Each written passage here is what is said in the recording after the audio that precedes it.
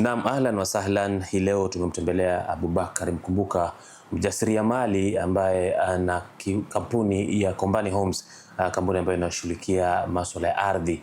Kwa wewe ambaye unataka kununua ardhi, kwa wewe ambaye unataka kuuza ardhi, majadiliano haya leo yatakuwa muhimu sana kwako. Na si hayo tu, vile vile anajishughulisha na yeye ndio mwenyekiti wa Chambers of Commerce katika kaunti ya Kwale, kuhakikisha kuwa biashara aina yote vile imeimarika. Labda kukaribisha katika majadiliano yetu hii ya leo. Karibu sana, tuelezee mwaka 2026 unakupeleka vipi? Asante sana Tobias. Kwanza nashukuru kabisa kwa na nyinyi katika kipindi hichi cha leo. Na mwaka huu umekuwa mwaka mzuri sana toka uanze. Mwezi huu tunashukuru Mungu, mambo hayajakwenda vibaya vile tunavyotarajia. Mwezi wa Januari labda ikuwe mambo, lakini tunashukuru kidogo dalili mwezi wa kabeji dalili kidogo zinaonyesha mwaka huu utakuwa mwaka mzuri, na tunaomba Mungu mwaka huu Mungu azidi kutuneemesha mpaka utakapoisha. Mwaka jana biashara ilikuwa vipi? Mwaka jana mambo yalikuwa magumu zaidi. Zaidi kabisa katika miaka yangu 7 ya hii kazi ambayo nafanya, mwaka jana ulikuwa mwaka mmoja mgumu sana. Kwa sababu nafikiri katika mauzo yetu yaliweza kushuka kwa kiwango cha karibu 70% compared na mwaka ambao ulipita 2024. Unaelewa? So kwa 2024 tuliuza labda plot 100, basi 2025 tuliuza plot kama 30. Jamaa aliamua hataki mambo ya ardhi. Yeah, ilikuwa mwaka mgumu sana, mwaka mgumu sana. Lakini tunashukuru mwaka umeanza vizuri, uzidi kupambana. Ndio. Safari yako imekuwaje katika uwekezaji huu katika biashara hii? Biashara hii ya kununua mashamba na kuuza viwanja ilianza zamani sana, takriban miaka 10 iliyopita hivyo. Wakati bado nafanya kazi katika benki moja hapa nchini. Wakati huo nikiwa ofisa nilikuwa naweza kudeal na vikundi tofauti, lakini kuna kikundi kimoja kawa kina inspire sana, kwa sababu kazi yao walikuwa wanawekeza kama wafanyabiashara, wana save, nikiwapatia mikopo basi wanaenda kununua ardhi.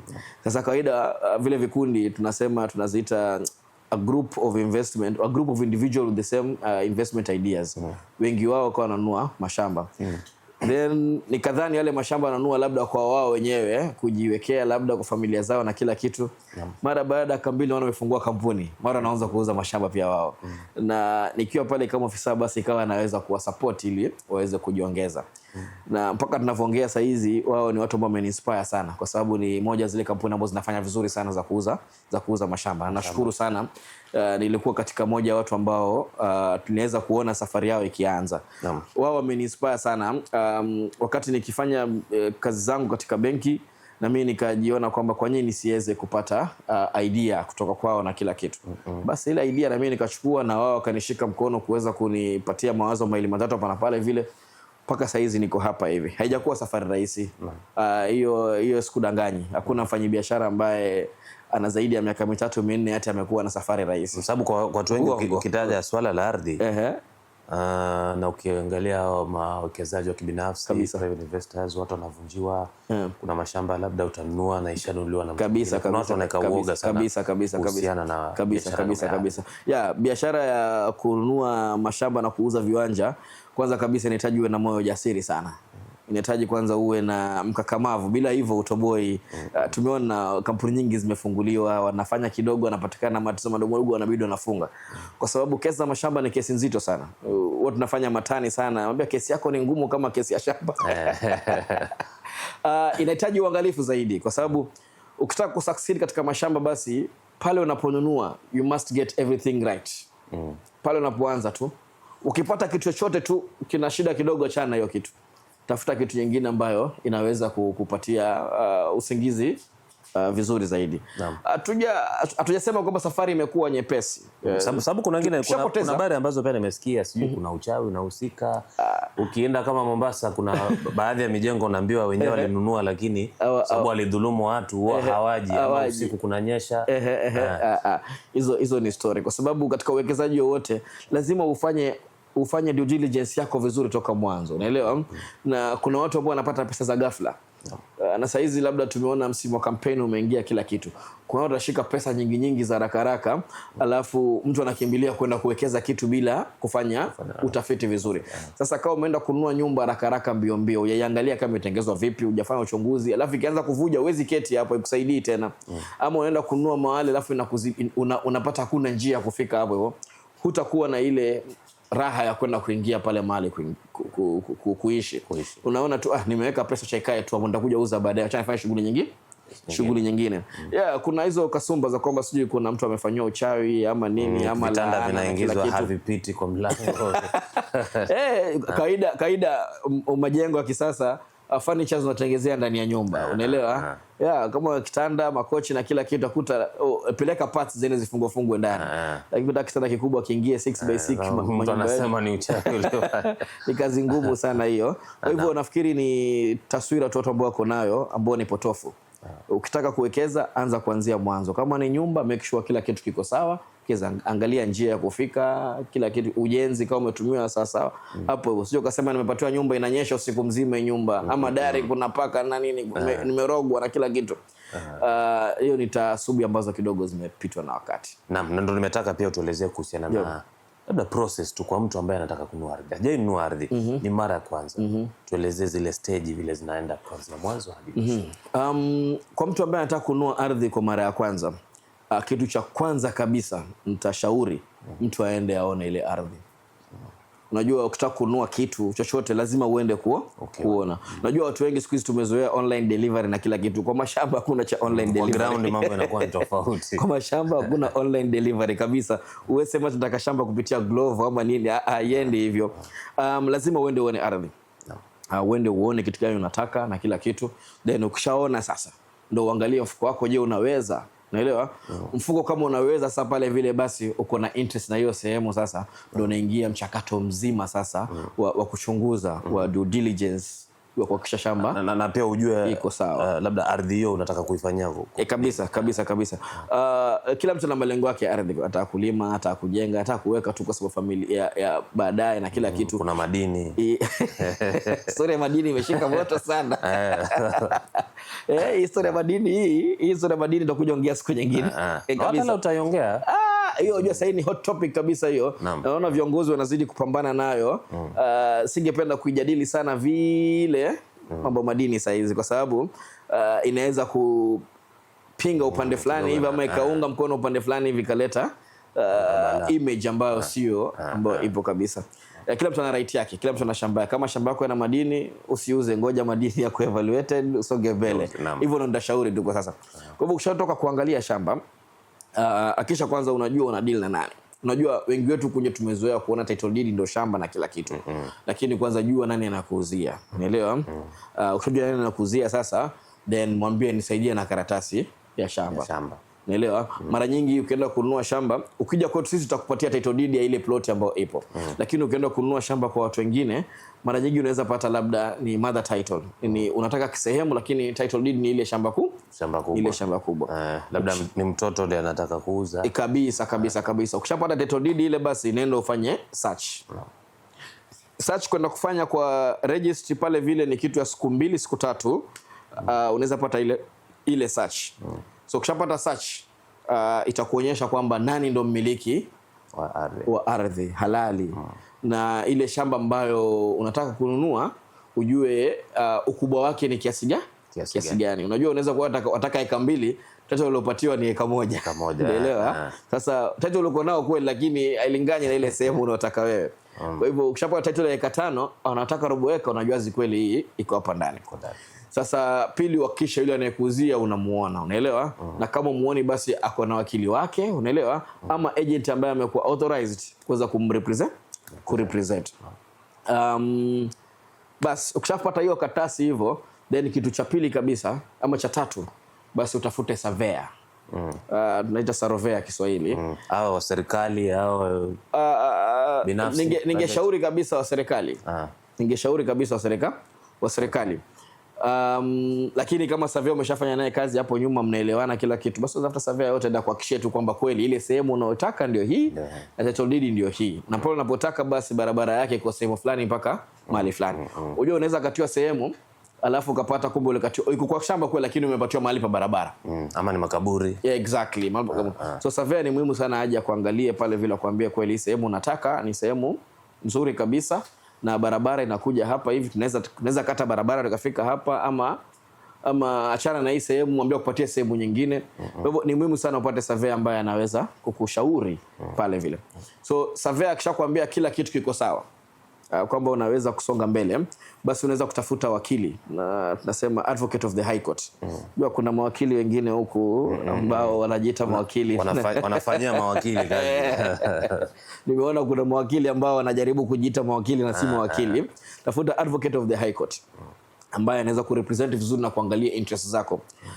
Advocate naye pia atafanya search yake, unaelewa, na pili atatengeza mkataba vizuri, ama kama utapatiwa mkataba na mwenye shamba anayekuuzia, basi atasoma ule mkataba ambao atahakikisha kwamba anakulinda wewe. Na kama mkataba uko sawa na kila kitu, basi unaweza makubaliano ya kulipana, ambapo unaweza lipa kama 10% hivi, then akishakata title ama akishafika mahali fulani hivi mnaweza malizana. Lakini hapa hivi inaitwa willing buyer willing seller, na ni makubaliano ya kulipana. Unaweza lipa 10%, baada ya miezi 3 process ikiwa ishamalizika, amefika mahali fulani hivi, unaweza mmalizia pesa zake. Ama wengine wanaweza taka 50%. Wengine wanaweza kwamba kama kila kitu kiko sawa, basi unaweza chukua pesa yote ukampatia wakili, wakili akazuilia na mkaandikishana pale vile. Process ikishamalizika, yule bwana atapatiwa pesa yake. Hii nafikiri ndio njia mwafaka na rahisi sana mtu anaweza miliki nayo shamba. Na mara nyingi sana ukishalipa kiwango fulani cha pesa, kama una wasiwasi, anza kupata access. Nenda ulime, uweke fence yako na kila kitu, ndio ili kusiwe na shida yoyote. Hii ni njia direct, unaelewa? Lakini kama una wasiwasi kabisa, wakati surveyor anakuja, make sure majirani wanaitwa. Unaelewa, tunaita boundary identification. Majirani wanaitwa, na yule anayekuuzia pia ako pale vile, ama yule representative wako pale vile, na surveyor na chief lazima atakuwa, ama mzee wa mtaa, na surveyor atasoma pale vile. Sisi tumekuja kwa sababu inasaidia usiuziwe shamba la jirani. Exactly. Inasaidia sana hiyo. Boundary identification inaita majirani wote. Wale majirani wanaketi pale vile. Chief atakuja asome pamoja na surveyor. Watawaambia kwamba tumeita kwa sababu kuna shamba mtu fulani anataka kumuuzia huyu hapa hivi. Kwa hivyo hatujakuja kupima shamba, tumekuja kuweka mipaka sawa ndio tusiingie kwa mipaka ya majirani. Kwa hivyo tafadhali, tumekuja si zoezi la kupima, ni zoezi la kuoneshana mipaka ili tuweze kumpatia huyu bwana amenunua sehemu yake. Ikifika hapa hivi, unajua kama kuna shida yote, wale majirani watasema hii shamba anayekuuzia nani? Huyu bwana Mohamed. Basi huyu jua na ndugu zake huyu lazima waje. Lakini mbona juzi ameuza tena? Unaelewa? Yale mazungumzo yanachipuka pale na utaitwa. Unaelewa? Mimi nakwambia ngoja, unajua anakuuzia, lakini hapa ujue anauzia mwingine, anauzia mtu. Ngoja hapo kulikuwa na kaburi fulani walizibaziba juzi hao. Kwa hivyo utapata information nyingi pale vile kupitia majirani. Na pia katika yale mazungumzo pale vile, yule muuzaji ama yule surveyor ama nani, hata make ni mzunguko ule wa kuangalia mipaka. Usafuta mtu kando tu mmoja ukamuuliza, vipi shamba ni yao kweli wale? Unaelewa? Ama kumekuwa na shida yote hapo nyuma na kila kitu. Watakwambia sana angalia mtu mzima hivi. Ayumizi kuelezea. Na sometimes chief anaweza kuwa anajua. Unaelewa? Unaweza muuliza chief. Lakini saizi vile mashamba watu wanauziana, inapita haraka utakuwa hata chief hajui. Watu wanajaribu kuavoid chief kupitia mawakili. So chief mwenyewe pia anashtuka, shamba iliuzwa na transfer ilipita kila kitu. So mara nyingi uliza majirani. Majirani watakwambia kwamba hapa ndio hivyo iko sawa na kila kitu. Ukiondoka pale vile, wale majirani wote wanajua hii sehemu umenunua wewe na kila kitu iko sawa. Kila kitu iko sawa. Kwa hivyo katika masuala ya ununuzi wa mashamba, usikubali kuridhika na kitu kimoja tu. Ati search yangu iko sawa, ama surveyor alisema iko sawa, majirani pia lazima wakwambie wao wako sawa. Pili, pia wanayekuuzia pia lazima pia, siku hizi mtandao unasema kila kitu, angalia anayekuuzia nani. Unaelewa? Google jina lake. Unaelewa? Uangalie, je, huyu jamaa ako na kesi? Siku hizi mambo ya kesi yako mtandaoni. Unaelewa? Kesi yote sasa hivi utapata iko online. Andika jina lake full, uangalie, je, kuna kesi yoyote bwana anahusika. Unaelewa? Na hiyo kesi inahusiana na nini? Inahusiana na mambo mashamba ama inahusiana na nini? Ndio hivyo.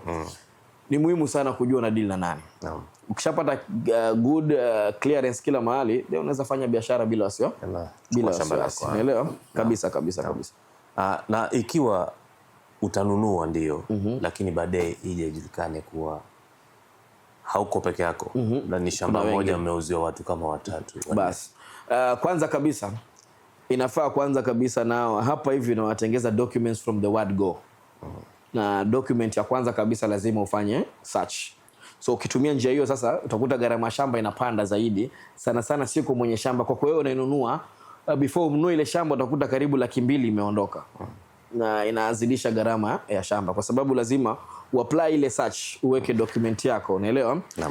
Pili, surveyor akitengeza report asikwambie tu na mdomo kwamba kila kitu kiko sawa, atengeze report kabisa, kwambie shamba hii iko sawa. Na unajua ukishamwambia surveyor hivyo, basi anatengeza document ambayo unajua atasimama mwenyewe kotini akutetee nayo. Utakuta gharama hapa kidogo inakuwa tofauti. Itakuwa tofauti ile kwenda kuambia uko sawa ama acha kutengezea report. Ninavyoelewa mimi huku ground venye iko. So akutengezea report yako vizuri sana. Kwamba hii shamba iko sawa. Pili, chifu naye pia kuandikie barua kwamba hii shamba najua ni ya fulani, unaelewa? Na huyu fulani katika uchunguzi wangu najua hajauzia mtu yoyote, na kama ameuza basi anauzia fulani, na wewe ukiuziwa pia una haki kupata chochote. Chifu naye pia kupatia clean bit of health ya ile shamba. Ukitoka hapo hivyo, kila process sasa kwamba lazima tuende kisha naitwa. Ukishafanya search yako wakati wa transfer iko na processes kadhaa. Usiruke process yoyote. Unajua watu wengi unapenda kudanganya ati process sijui transfer inachukua siku 2. Transfer mimi siku moja naelewana na registrar wiki moja. Ukifika hiyo stage ichukue muda wake. Ujue unajiingiza mahali kwenye shida.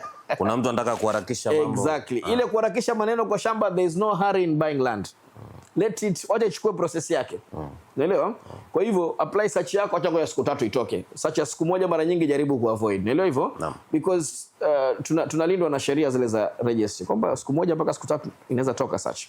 Baada pale vile apply land control board consent, ambapo utaapply pale vile utalipa kwa e-Citizen na kila kitu, then utapatiwa siku ile ambayo yule anayekuzia na wewe unanunua mtaenda kwa board mukae.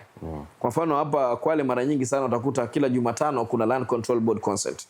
Kwa mfano Matuga kuna Msambweni, Lungalunga, Kinango, kuna think Samburu na Kubo. Mnaweza kwenda kuketi kila Jumatano. Siku nyingine najua zinageuka, mara nyingi uko sidili nako, lakini najua kila Jumatano fulani ya mwezi kuna Matuga, nyingine kuna Msambweni kwa sababu hapo ndo tunauza sana.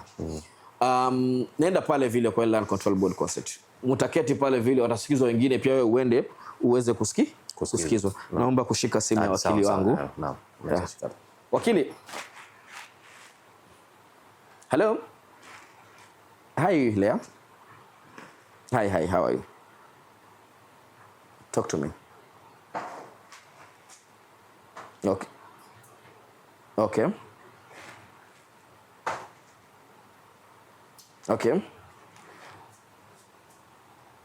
Hi. Okay, do this then. In a meeting, actually in a middle of an interview. So send me the invoice. They'll talk to me. They'll get back to us and that. Thank you.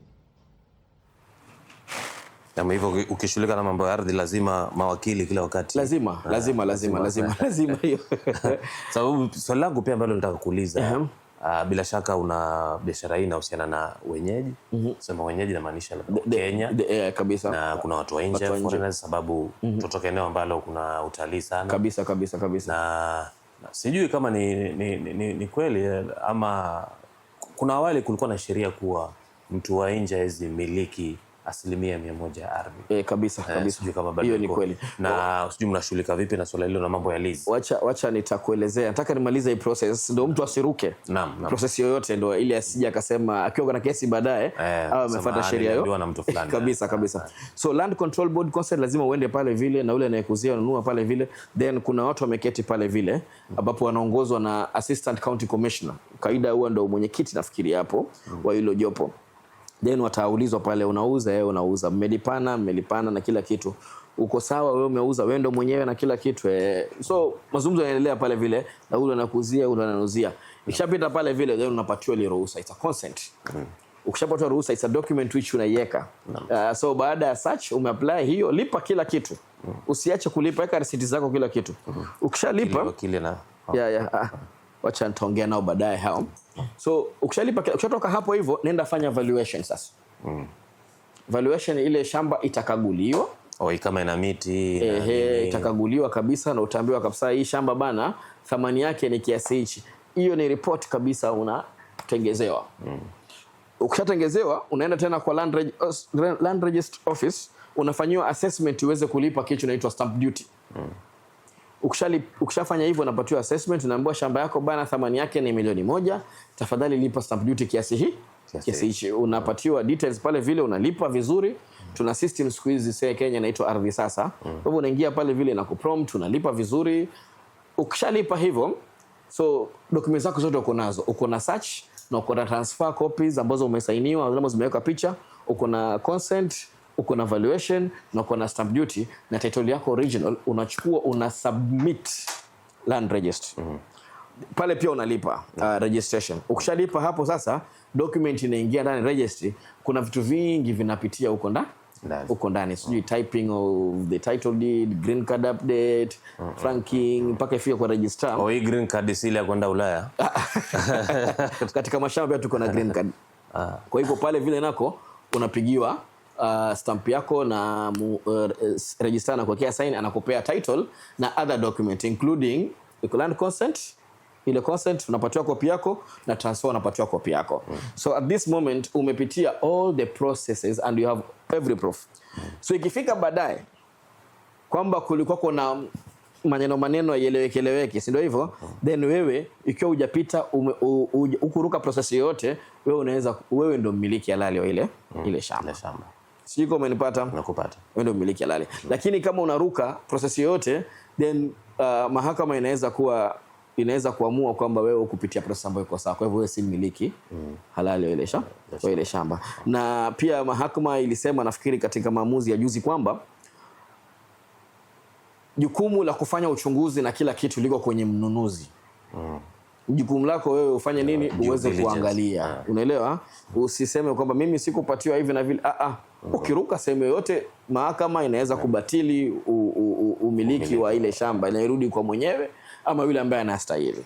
Unaelewa? Ukishafanya hivyo, basi hakuna mahali ukora wote itakutatiza. Kawaida sitaki kusema nchi yetu, lakini kuna watu wawili watatu ambao ni wakora. Wanajaribu kutafuta kuziba njaa mahali fulani, wanatumia njia ambayo sizo. Kwa hivyo mara nyingi sana tumekumbwa na mchezo huo, lakini ukifuata hizi njia ambazo nimesema upate challenge yoyote. Ndio. Na ikija masuala ya lease. Ndio. Kenya sasa hizi tuna leasehold na freehold. Freehold mara nyingi tunasema hizi ni shamba za unaweza kumiliki milele. Leasehold ziko na miaka, unaweza patiwa miaka 50 mpaka mwisho 99. Umeuliza swali kwamba watu ambao si wa Kenya wanaweza kumiliki ardhi kiasi gani? Unaelewa? Kwanza kabisa shamba za leasehold zile ambazo za freehold zile ambazo tunamiliki kamili kabisa. Hizo ni shamba ambazo zinafaa zimilikiwe na wa Kenya 100 peke yake. Na kama hata ni kampuni pia, basi iwe kampuni ambayo inamilikiwa na wa Kenya 100%. Sijui kama umenipata paka hapo hivyo. Wageni ambao sio wa Kenya, tunaita foreigners. Hawa hawawezi miliki freehold. Hawawezi miliki kabisa. Wanaweza miliki leasehold. Wanaweza miliki leasehold. Najua hapo mbeleni kulikuwa na sheria ambayo inaweza kuwaruhusu waweze kumiliki kiasi fulani chani, lakini kwa sasa ina miaka 1000. Kulikuwa ile katiba ya zamani, unapata mtu akona leasehold ya miaka 999, lakini sasa imewekwa miaka 99 peke yake. 99 peke yake. Kwa hivyo wale ndugu zetu ambao wanatoka nje za nchi ambao sio wetu wa Kenya hapa hivi, tunawaambia tu sheria inasema unaweza kumiliki leasehold. Yaani unaweza kukodisha shamba peke yake. Sasa unaweza kodisha kwa mtu binafsi ama kwa serikali? Kwa serikali, si lazima transfer iende, serikali iweze kukubali kwamba huyu anamiliki. Mimi mwenyewe nikiwa na ardhi siwezi. Unaweza kodisha kwa makubaliano. Unaweza kodisha kwa makubaliano. Sikavyo unaweza kupangisha mtu kwa nyumba yako ama na kila kitu. Hayo ni makubaliano. Lakini ili kupata kile cheti na kila kitu lazima serikali ihusishwe. Na hiyo pia anapata hati miliki. Inategemea wewe kama unakubali kufanyia subdivision na kila kitu. Kama ni mgeni ama mwenyeji unaweza kata unampatia hati miliki. Naam. Naweza. Na hali ya utapeli katika kaunti ya Kwale, ama kabla ya kufikia utapeli tuelezee Kombani Homes. Umetuelezea hii process yote na kila kitu. Kabisa. Ninyi mnajihusisha na nini? Sisi tunajihusisha na ununuzi wa mashamba na kukatakata viwanja, kuvipatia thamani kidogo ama hata zaidi wakati mwingine, kuzitengezea hati miliki na kuweza kuuzia wateja wale ambao wako hapa nchini na wale ambao wako nje ya nchi kwa bei nafuu, unaelewa? Na pia tunaweza kuwapatia nafasi ya kuweza kulipa mdogo.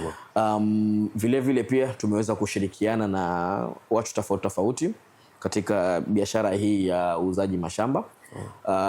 Kwa mfano tumeweza kushirikiana na Vipingo Development Limited ambayo ni kampuni mojawapo ya Centum Group, ambao tunaweza kushirikiana na wao kuweza kuuza nyumba zao ama viwanja vyao sana upande wa Kilifi County. Kombani Homes operations zake nyingi sana, karibu 90% zote ziko Kwale County. Vile vile pia tunaweza kushirikiana na wateja wetu ambao wameweza kununua kwetu na wametaka tuwauzie, pia tunaweza kuwapatia service zile, kwa sababu tuko na wateja wengi sana ambao tuko na a good portfolio ya wateja. Kwa hivyo tunaweza kuwapatia nafasi ya kuweza kuwauzia zile sehemu zao kabisa. Ni kiasi gani cha ardhi ambacho mnanunua na kiasi gani ambacho mnauza? Kiekari. Kununua tuwezi weka kiwango chochote, unaelewa? Lakini kile cha chini kabisa, kwa sababu tunatengeza zile estate community na kila kitu, eka 3 kuendelea mbele. Hiyo ndio minimum tunaweza chukua, eka 3 kwenda mbele. Kuuza pia kiwango cha chini ambacho tunaweza uza ni wakia wa eka ama an eighth of an acre, ama tumezoea 100 by 50 plot. Hiyo ni ya chini kabisa tunaweza uza.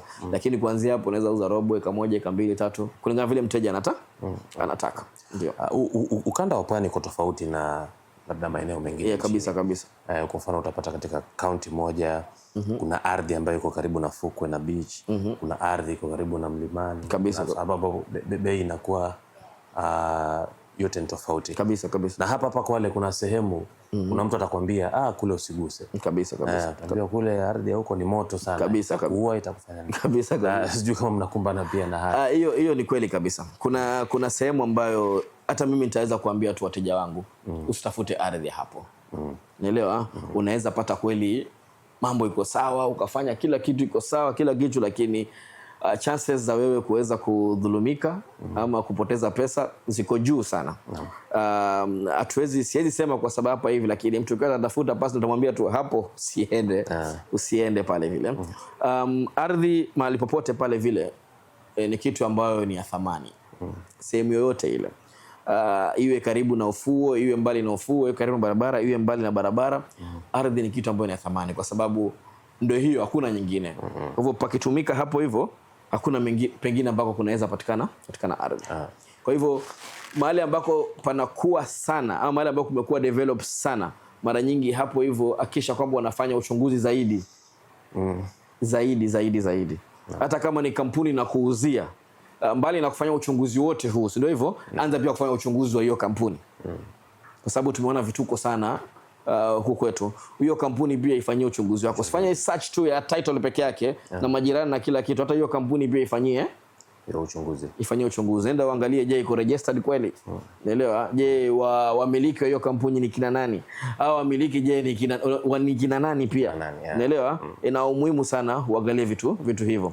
Tushapata maajabu hapa kwamba tunapata wamiliki wa shamba wa kwenye title deed na wamiliki wa kwenye kampuni tofauti. Kwa sababu mtu anauza kwamba yeye ndo fulani na kila kitu, lakini ukaenda kufanya uchunguzi unaenda kataza documents zingine tena.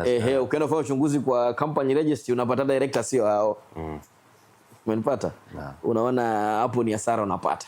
Ili kweli kampuni fulani limited ilikuuzia, lakini yule aliyekusainia pale wakati huo sie yeye ambaye registry ama serikali katika maktaba ya usajili wa makampuni hayuko huko hivyo. Tumepata sana hizo. Sisi tukiamua kununua shamba, basi tunaingia hapo chini vizuri sana. Vizuri sana. Tumepata mpaka wengine pia wanafanya ukora na makaratasi. Sisi tunaenda kuangalia mpaka green card. Tunaangalia kama kulikuwa na case, tunaangalia paka hizo kesi zilipita vipi mpaka itubu paka ifike paka shamba iko sawa. Unapata kesi nyingine zilipitishwa tu hivi, green card ikakuwa sawa na kila kitu. Ikifika hapo usinunue, na sisi tununue pia. Na hii ya mdogo inalipwa vipi? Kombani Homes tuna malipo kadhaa. Kwanza kulipa moja kwa moja na kulipa polepole. Tuna project tofauti ambazo tunakubali wateja wetu waje waweke asilimia fulani ya pesa walipe polepole kwa miezi kwa miezi sita. Tuko na policies ambazo zinasema kwamba first time buyers tunaweza kuwapatia maximum of 6 months. Lipa deposit, kwa mfano kuna project ambayo unaweza lipa 200,000 deposit alafu polepole ulipe balance ulipe polepole kwa miezi 6. Repeat clients, wale ambao washanunua kwetu mwanzo na kila kitu, tunaweza kuongezea muda waweze kulipa hata mwaka mmoja. Na group investment clients, wale ambao wanakuja kununua kama kikundi, tunaweza kupatia hata miezi 24 ama miaka 2 walipe polepole. Hii inasaidia sana wafanyabiashara ama wawekezaji wasiweze kuumia kwa haraka. Unaelewa? Kwa sababu nikikwambia shamba yangu moja labda Copra zinauza 600,000, nikwambia tu 600,000 na mwekezaji hana 600,000 inakuwa ngumu. Kwa hivyo naambia lipa 200,000 alafu balance lipa polepole kwa miezi 6. Inakuwa afueni, azalipa hata na mshahara wake polepole. Wale wa vikundi, kwa sababu tunaelewa kuna changamoto za vikundi na kila kitu, au tunawapatia muda mrefu. Ukiwa umenunua kwetu tayari, kwa hivyo inamaanisha tuko na uhusiano, tunaweza kuna level ya kuaminiana fulani, tunaweza kupatia miezi 12. Unajua watu wengi sana wanaona kwamba wanaweza dhulumiwa wakati wa kununua shamba. Lakini sisi kama wauzaji pia tunadhulumiwa na hao wanaonunua mashamba. Yaani mnarushwa. Tuna title hapa karibu 100, watu wataki kulipa. Wanajijua, tulipeni bwana. Tulipeni bwana. Tushakubaliana makubaliano kila kitu. Unajua sisi tunalinda jina.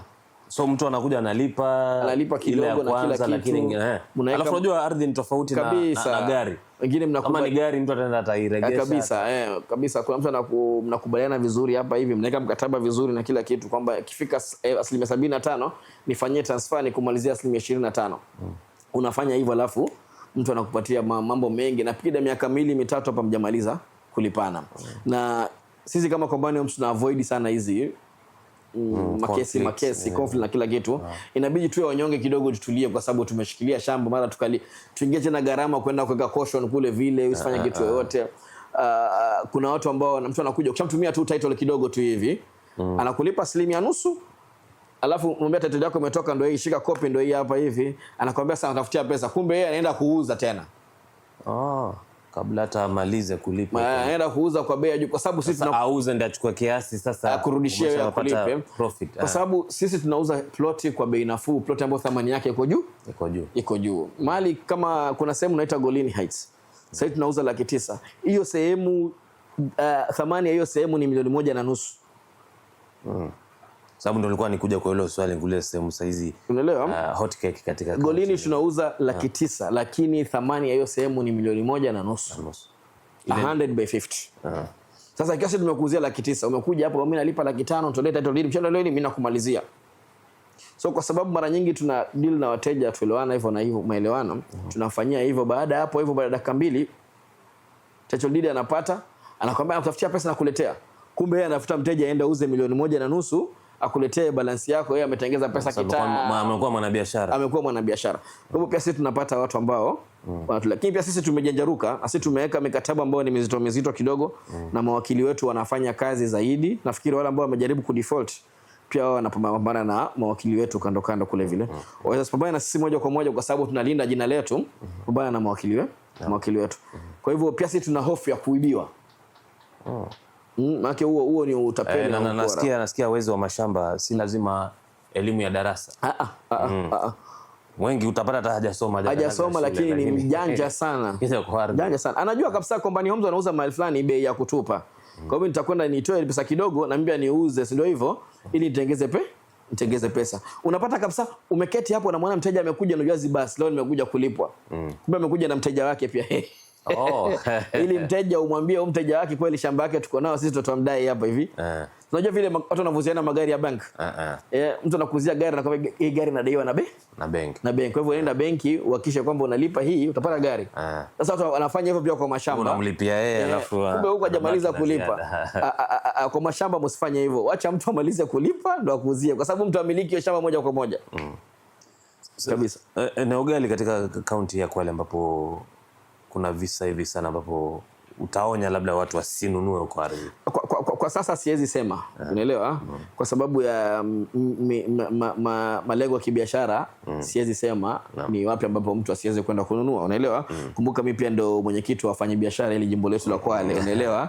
Kwa hivyo nikisema mahali fulani mtu asinunue, naweza kuwa naharibia biashara memba wangu mahali fulani, unaelewa? Lakini ni uzuri waweze kuconsult. Unaelewa? Consult mawakili huku hivi wakuje kwa ofisi ya Kombani Homes tutaweza kuwashauri moja kwa moja. Tukiongea paruanja hivi tunaweza kuharibu biashara mahali fulani. Inaweza kuwa hata hiyo sehemu labda ni hakika na ni nzuri na kila kitu tukaharibia biashara. Kwa hivyo singependa kusema moja kwa moja ni sehemu gani, si ndio hivyo? Pia uzuri waende tu hata county kule vile kwa county land registry ama kwa watu wa consent.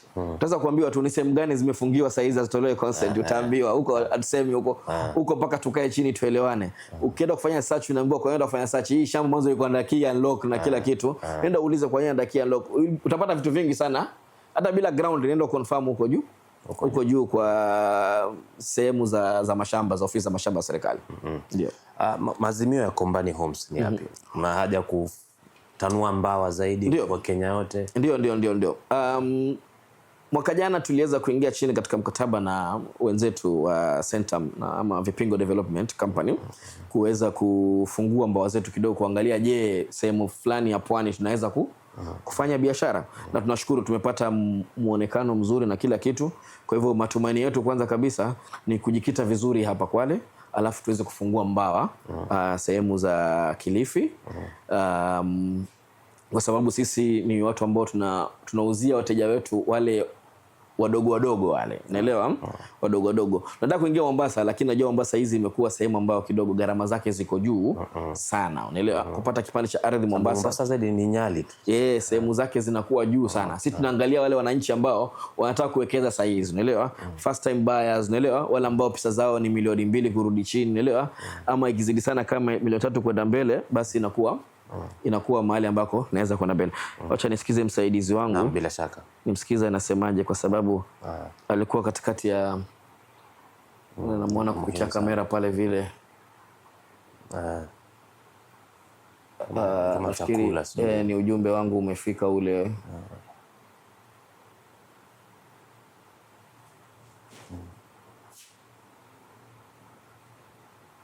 Sasa hii hapa watu wakifika zimefika. Nahitaji saini yangu. Nataki muhuri. Ni online. Ni battery sio? Lazima kuwa na charger na nini? Ni vitu mbili sio? There's two documents, two details. Okay, sawa. Iko sawa. Okay, iko sawa.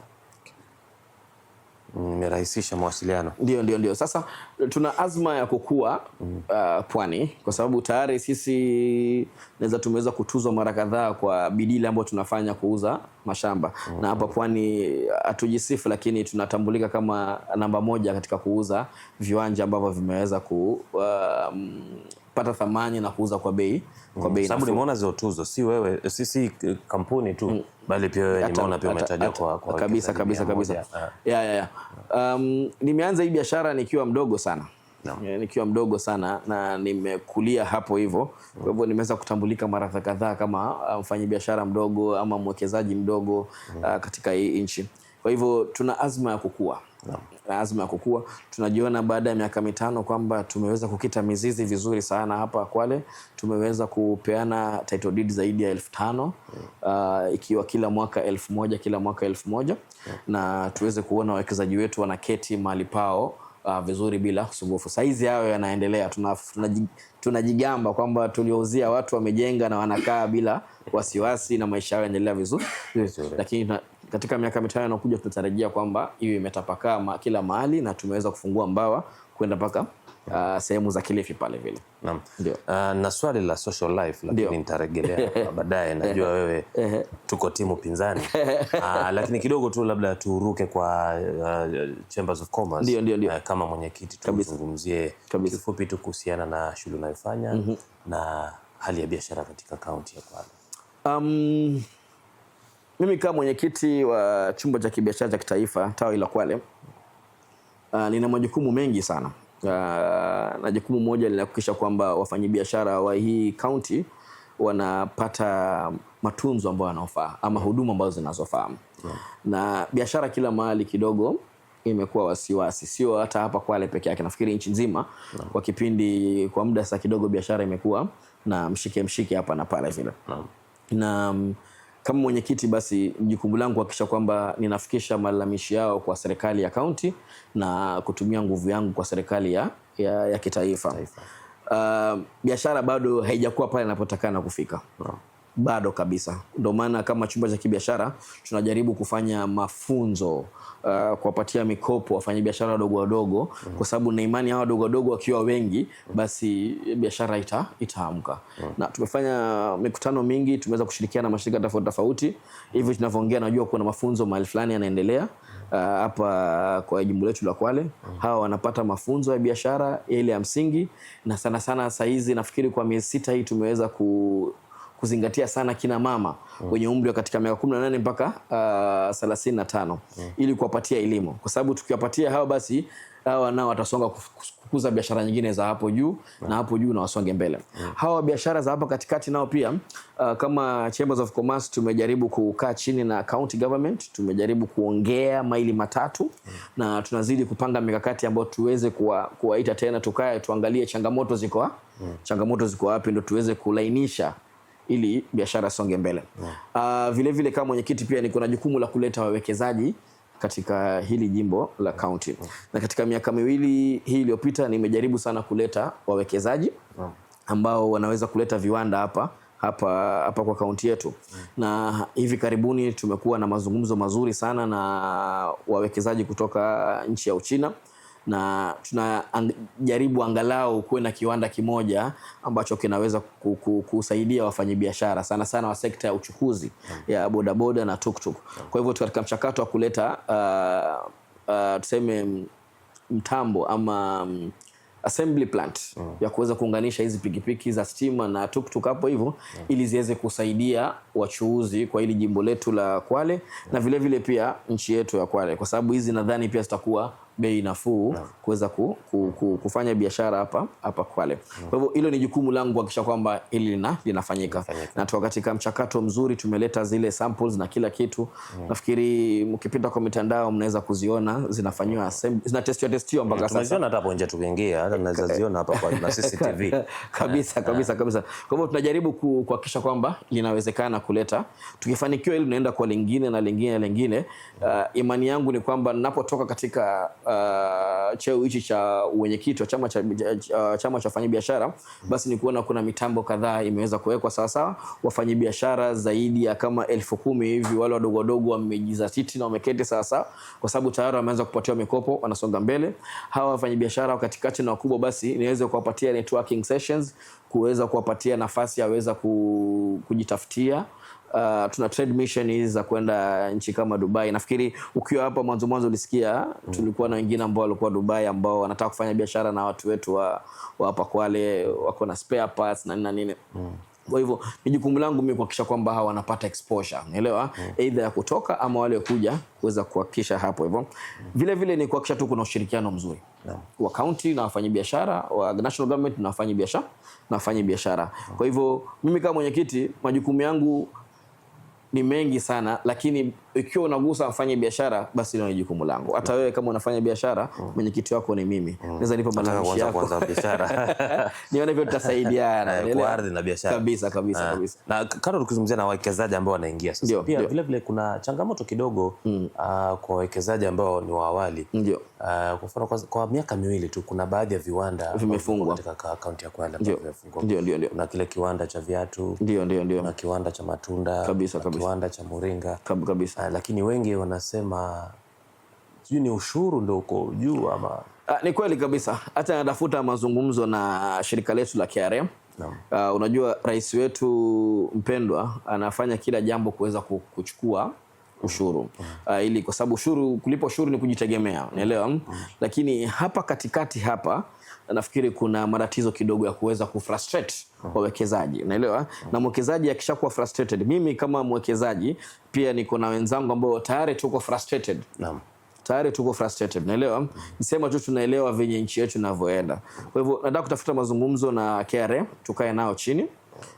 Tuweze kuangalia ni njia gani inaweza kuleta wawekezaji zaidi bila wao kuweka vikwazo vingi. Na mimi saa hizi nitasema bila wasiwasi, unaelewa? Tayari tumeleta magari ya stima hapa hivi, na magari ya stima haya tumeleta ushahidi kwamba tulinunua pesa hizi na hizi, lakini tunakuwa frustrated, wanatupatia value ambazo zieleweki ili mradi tu either biashara isifanyike ama basi wanatafuta njia labda tuweze kuongea kando. Sisemi vipi, lakini wanataka tujielezee zaidi.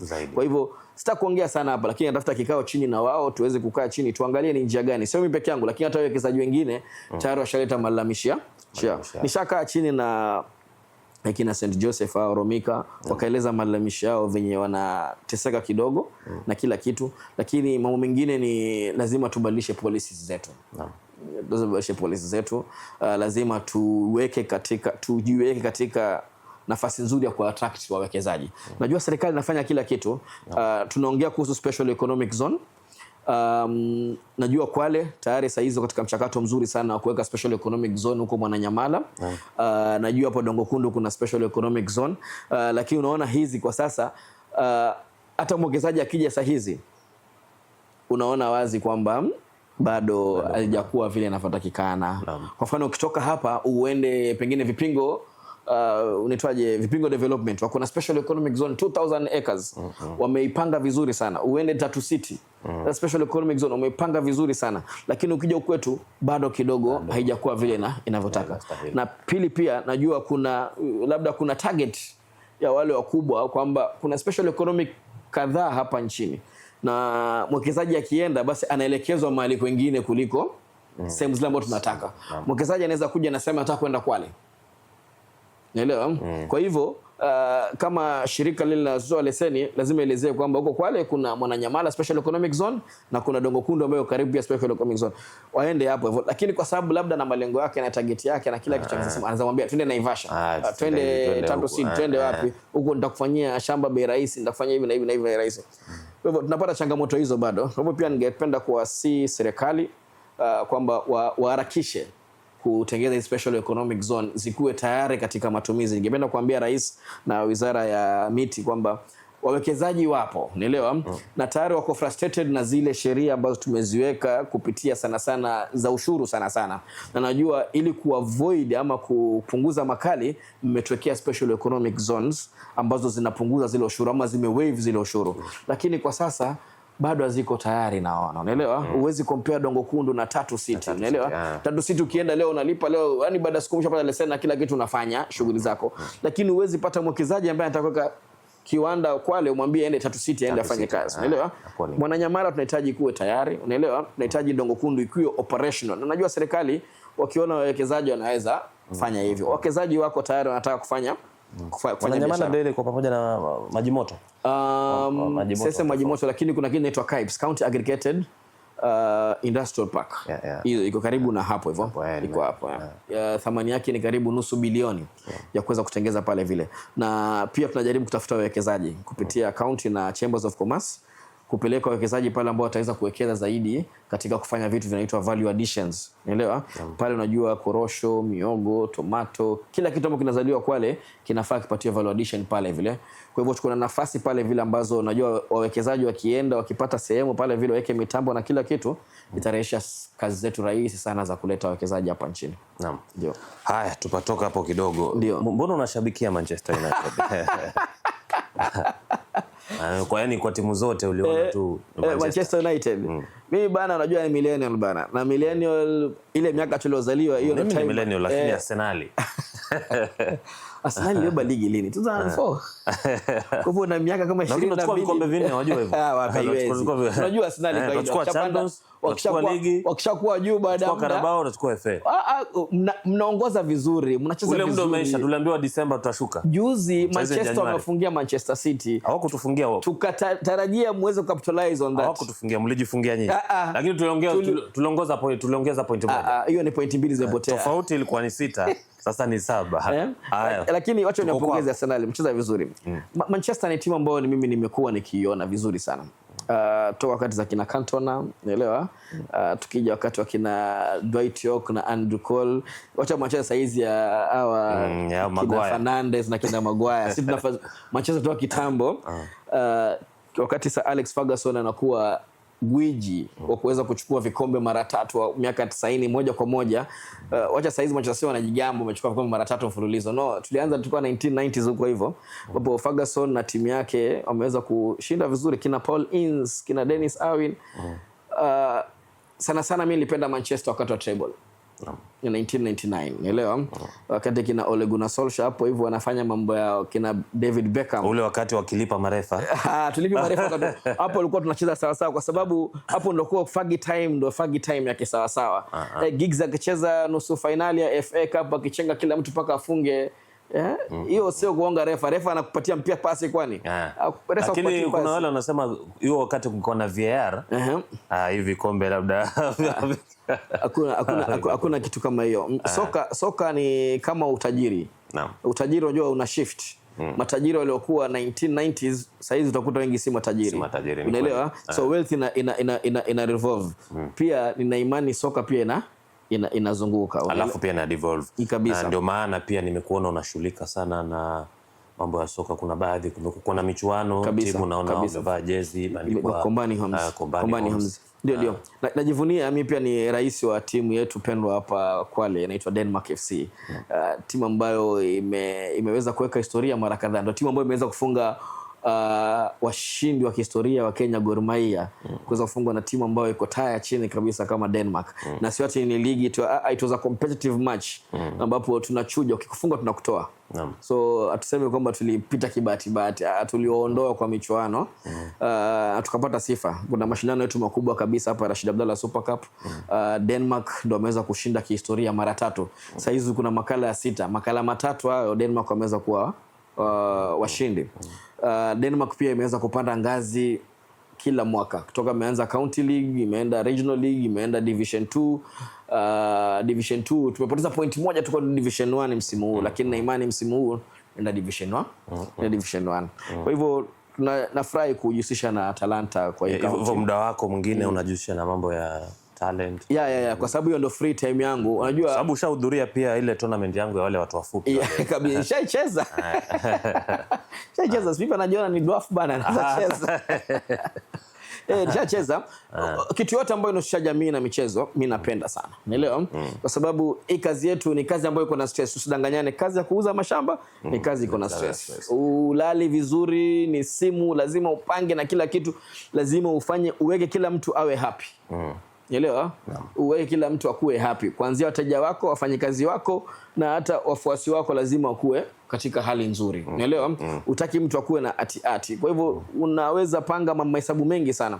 Kwa hivyo ukipata muda wa kujiliwaza, basi unajiliwaza kupitia soka, kwenda kuangalia michezo na kila kitu. Hiyo ndo nafasi ambayo naweza sema ndio hobby yangu ama free time yangu natumia hapa. Na katika hii hobby yako yote, je, unahakisha familia pia hawakuoni tu maybe kwenye runinga, wanakuona mara moja kwa mwezi? Mimi nashukuru watoto wangu ni watu ambao niko nao karibu sana, unaelewa? Na nikiwa na muda na toka nao nje, tunaenda kuangalia nao mpira, unaelewa? Hata wakati mwingine kama shule zimefungwa pia utakuta ukipata kwa ofisini saa hizi wanafanya shughuli 2-3, wanafanya mwag zao hapa hivi tukiwa na wao. Nikiwa kwa shughuli zangu za chemba, ikiwa kuna muda na kila kinabeba mmoja naenda na wao. Kifuata social media zangu utapata mara nyingi niko na wao. Kwa hivyo mimi ni mtu ambaye najali familia sana, unaelewa? Na hata tuseme siku kama leo nikitoka hapa mimi by saa 11 nini niko nyumbani. Wakiingia nyumbani mimi ndo nawapikia. Mimi ndo nawapikia. Mapema kama ndo naenda jikoni. Mimi ndo napika. Mimi ndo napika. Na wewe tu hapa kiongozi nini, lakini napika vizuri sana. Chakula gani ambacho unapenda sana kupika? Sababu mimi najua mchele na mchuzi wa nyama, wali na mchuzi wa nyama, unaelewa? Napenda kuwapigia pancakes zile na pancakes nyingine hapo za ndizi hapo hivyo, na shine nazo nao sana hapo hivyo. Basi uko sawa, mimi mmenishinda mbali sana. Ni muhimu, unajua mimi ni mtu ambaye napenda familia yangu na napenda vijana wangu wasione tu kwa TV na kila kitu. Napenda wanione I'm a present dad. Unaelewa? As much as nafanya kila kitu hivi, lakini utanikuta niko na wao. Upo nao. Nikisafiri, baba ni mpambanaji. Nikisafiri hata nikiwa kwa ndege hivi, simu yangu katika hivi basi inakatika ikiwa naongea na wao. Ndege inaondoka na waambia haya ndo naenda tunaongea basi hivyo. Naenda hivi na katika simu yao ni mwisho. Nikishuka tunaongea na labda iwe usiku tu, labda nimeingia nchilani usiku hapo. Lakini mara nyingi sana mimi ni mtu napenda watoto wangu sana. Naam. Ndio. Ujumbe wako wa mwisho kwa Wakenya? Wakenya nitawaambia mwaka huu kwanza kabisa wasivunjike nguvu na maisha. Huu ni mwaka ambao umeanza vizuri kwa watu wengi, na wale ambao hujaanzia vizuri wasivunjike nguvu. Ni kwamba mambo yanabadilika wakati wote. Wafanyi biashara niwaambie kwamba wazidi kufanya bidii katika biashara zao, na wale wawekezaji wa hapa nchini na Wakenya ambao wako nje, na time ya kununua viwanja ilishapita, lakini time nzuri ya kununua viwanja ya pili ni sasa kabisa, kwa sababu atutengezi tena viwanja, unaelewa? Atutengezi, there is no more manufacturing of land, vile napenda kusema.